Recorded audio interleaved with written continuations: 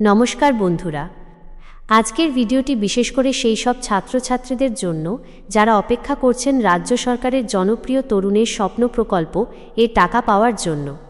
হাজার হাজার ছাত্রছাত্রীদের মনে একটাই প্রশ্ন, 5 সেপ্টেম্বরেও টাকা এলো না, তবে কবে ঢুকবে?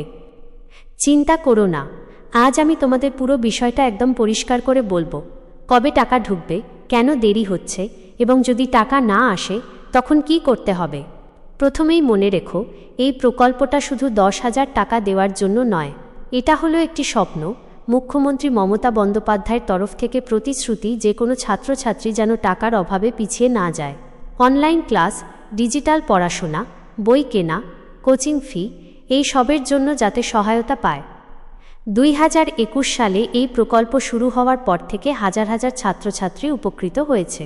অনেকে প্রথম স্মার্টফোন কিনেছে, অনেকে ট্যাব কিনে অনলাইন ক্লাস করতে পেরেছে। অর্থাৎ এই প্রকল্প বাস্তবেই ছাত্রছাত্রীদের জীবন বদলে দিচ্ছে। এবার আসি মূল সমস্যায়।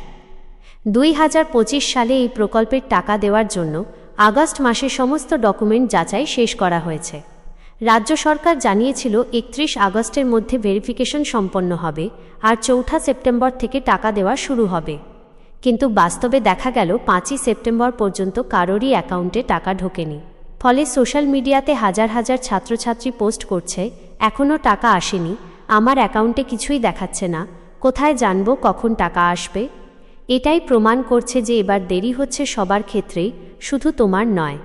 অর্থাৎ এটা কোনো ব্যক্তিগত সমস্যা নয়, এটা সবার জন্য একই অবস্থা। কেন দেরি হচ্ছে? এই দেরির পিছনে কিছু যুক্তিসঙ্গত কারণ থাকতে পারে।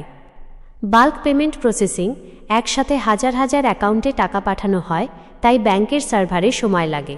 ফাইনাল লিস্ট আপলোড, জেলা থেকে চূড়ান্ত তালিকা রাজ্য দপ্তরে পাঠানো হয়, সেগুলো চেক করে তারপর টাকা ছাড়ে। টেকনিক্যাল সমস্যা, অনেক সময় সার্ভার বা ব্যাংকিং সিস্টেমে টেকনিক্যাল স্লোডাউন হয়, ফলে একদিন দেরি হতে পারে। ধাপে ধাপে টাকা ছাড়, একদিনে সবাইকে দেওয়া হয় না, প্রথমে 1 লট, তারপর দ্বিতীয় লট, এমনভাবে দেওয়া হয়। সবচেয়ে গুরুত্বপূর্ণ প্রশ্ন, এবার কবে টাকা ঢুকবে? সর্বশেষ তথ্য অনুযায়ী 6 সেপ্টেম্বর থেকে প্রথম লটের টাকা অ্যাকাউন্টে পৌঁছাতে শুরু করবে। 7 থেকে 8 সেপ্টেম্বরের মধ্যে দ্বিতীয় লট পৌঁছাবে। সেপ্টেম্বরের মাঝামাঝি পর্যন্ত ধাপে ধাপে বাকি সবাইকে দেওয়া হবে। অর্থাৎ যদি আজ তোমার অ্যাকাউন্টে টাকা না ঢোকে, আতঙ্কিত হওয়ার কোনো কারণ নেই। পরবর্তী কয়েকদিন প্রতিদিন একবার করে অ্যাকাউন্ট চেক করো। কিভাবে চেক করবে? ব্যাংক পাসবুক আপডেট করো। 2. নেট ব্যাংকিং অথবা মোবাইল ব্যাংকিং অ্যাপ চেক করো। 3. যদি 1 সপ্তাহেও টাকা না আসে, স্কুল বা কলেজে গিয়ে ভেরিফিকেশন লিস্ট দেখো।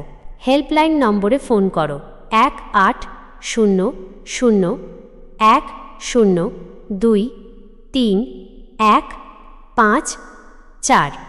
এখন অনেকেই হতাশ হয়ে পড়ছে, কারণ 10,000 টাকা অনেকের কাছে খুব দরকারি। কেউ কোচিং ফি দিতে পারছে না, কেউ বই কেনার জন্য অপেক্ষা করছে, কেউ ফোন ঠিক করার জন্য এই টাকার উপর নির্ভর করছে। এমন সময় মনোবল হারানো স্বাভাবিক, কিন্তু মনে রেখো, সরকার টাকা রিলিজ করার ঘোষণা ইতিমধ্যেই দিয়েছে। এটা শুধু প্রসেসিংয়ের সময় নিচ্ছে। যদি তুমি দেখো সবার টাকা চলে এসেছে কিন্তু তোমার আসেনি, তাহলে দ্রুত করণীয়। স্কুলের প্রধান শিক্ষক অথবা ইনচার্জের সাথে কথা বলো। আবেদন ফর্মে দেওয়া ব্যাংক ডিটেল আবার যাচাই করো। প্রয়োজনে নতুন IFSC কোড দিয়ে সংশোধন জমা দাও। এভাবে সমস্যার সমাধান হয়ে যাবে।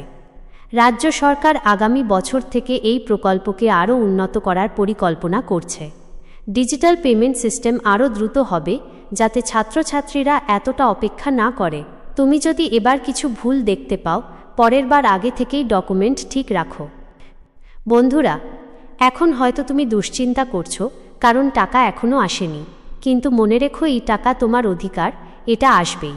তুমি ধৈর্য ধরো, 6 থেকে 7 সেপ্টেম্বরের মধ্যে টাকা ঢুকতে শুরু করবে। বন্ধুরা, তরুণের স্বপ্ন প্রকল্পের এই আপডেট যদি তোমার কাজে লাগে, তাহলে প্লিজ একটা লাইক দিয়ে দিও, কমেন্টে লিখে জানিও তোমার অ্যাকাউন্টে টাকা এসেছে কিনা, এবং তোমার বন্ধুদের সাথে এই ভিডিওটা শেয়ার করে দাও, যাতে সবাই এই তথ্যটা জানতে পারে। আর হ্যাঁ, আমাদের চ্যানেল সাবস্ক্রাইব করে বেল আইকন অন করে রাখো, যাতে পরের আপডেট সবার আগে তোমার কাছে পৌঁছে যায়।